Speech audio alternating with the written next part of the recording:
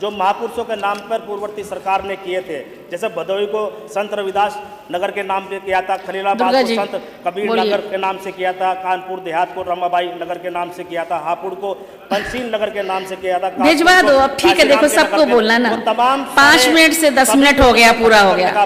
दे दीजिए माननीय मंत्री जी, दलित हितैषी लिख के दे दीजिए। दुर्गा प्रसाद जी आपका समय शुरू हो चुका है, बोलिए। और मैं आज जो है अपने बजट का जो भारी भरकम बजट जो है माननीय वित्त मंत्री जी के द्वारा प्रस्तुत किया गया है, मैं उसका समर्थन करता हूं। यह किसान हो, युवा हो, व्यापारी हो, श्रमिक हो, विद्यार्थी हो, बुजुर्ग हो, सभी की आवश्यकताओं को ध्यान में रखकर ये बजट बनाया गया है। इसमें सामाजिक न्याय, आर्थिक संतुलन, क्षेत्रीय समानता, समन्वय दिखाई देता है। यह बजट केवल वर्तमान की जरूरत नहीं बल्कि भविष्य की संभावना को ध्यान में रखकर तैयार किया गया है। इसके लिए मैं उत्तर प्रदेश के माननीय मुख्यमंत्री श्री योगी आदित्यनाथ जी और माननीय वित्त मंत्री जी का आभार करता हूं। बहुत बहुत धन्यवाद। माध्यम से मैं कहना चाहता हूं, जनता को ठगने के लिए भारी भरकम बजट पेश किया गया है। बजट में कहीं भी विकास की बात नहीं की गई है। हमें बेरोजगारों को नौकरी की बात आज का उल्लेख नहीं किया गया है।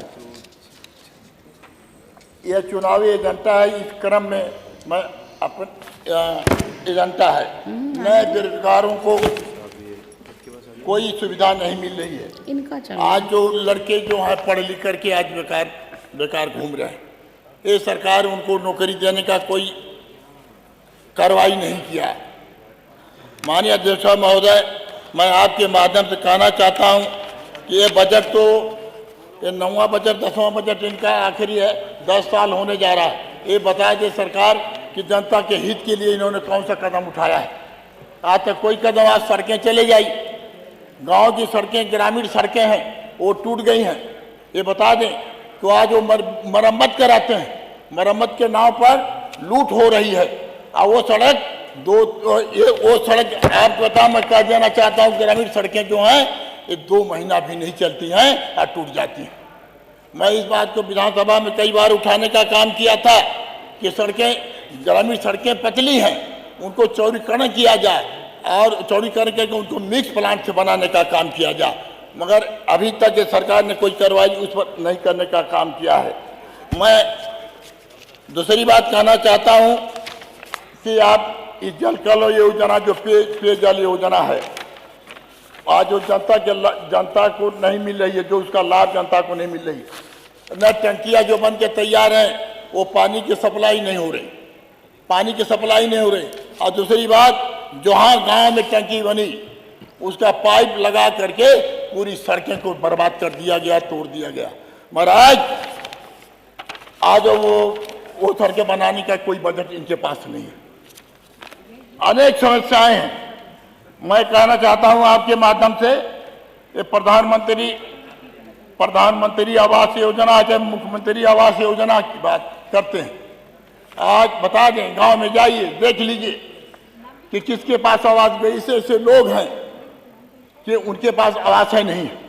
ये सरकार केवल झूठा आश्वासन करके जनता को गुमराह करने का काम कर रही है। अगर वृद्धा पेंशन इनको देना है, विकलांग पेंशन देना है, तो इनको कैंप लगा करके, गांव में कैंप लगा करके इनको देने के काम करना चाहिए। क्योंकि बहुत ऐसे माताएं हैं, वृद्धा हैं, हमारे बुजुर्ग हैं, तो आज उनको पेंशन नहीं मिल पा रही है। सरकार इस पर विशेष ध्यान देने का काम करे। माननीय अध्यक्ष महोदय, आपके माध्यम से ये भी मैं कहना चाहता हूँ, कानून व्यवस्था बहुत उत्तर प्रदेश में खराब, कानून व्यवस्था खराब है। थानों की स्थिति यह है कि बिना धन उगाही के उनकी रपट नहीं ली जाती।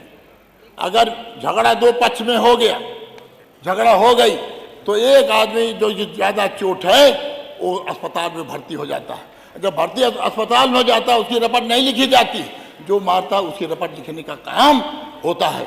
इस पर सरकार को गंभीरता से लेना चाहिए कि कानून व्यवस्था हम कैसे सुदृढ़ करें।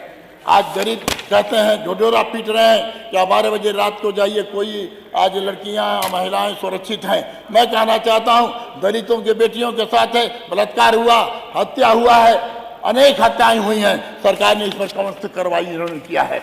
ये तो केवल झूठा वादा करके जनता को गुमराह करने का काम इन्होंने करने का काम किया है। माननीय, मैं आपके माध्यम से कहना चाहता हूं कि हमारे विधानसभा आजमगढ़ में, सदर आजमगढ़ में कुछ समस्याएं हैं। आजमगढ़ रानी की सराय, एक संजवाड़ा खैरपुर जगजीवन होते हुए रानी के सराय के नहर तक, सराजुद्दीनपुर नहर तक 3 किलोमीटर सड़क वो बनी थी लोहिया योजना में, पहले बनी। आज वो सड़क खराब हो गई, टूट गई। मैं कई बार लिख के दिया, मगर ये अभी तक उसको विशेष मरम्मत तक ये नहीं करा सके। माननीय अध्यक्ष महोदय, मैं कहना चाहता हूं कि हमारे विधानसभा के अंतर्गत रानी की सराय में रुदरी मोड़ से ऊंची गोदाम मार्ग से टेंगरपुर होते हुए शाह खजूरा तक, ग्राम बभनपुरा तक 1 किलोमीटर का निर्माण कार्य आज नहीं हो पाया और उस पर विभाग भी कोई कार्रवाई नहीं किया। हमारे दूसरी है सड़क भवन ताबरपुर मार्ग से जानकीपुर भोर्रा होते हुए शिलनी नदी तक ये सड़क। जी धन्यवाद धन्यवाद। इन्होंने बनाने का कोई काम नहीं किया। धन्यवाद महोदय, ये सिंचाई की बात करते हैं, किसानों के हित की बात करते हैं, बाकी वाला लिख के दे दीजिए।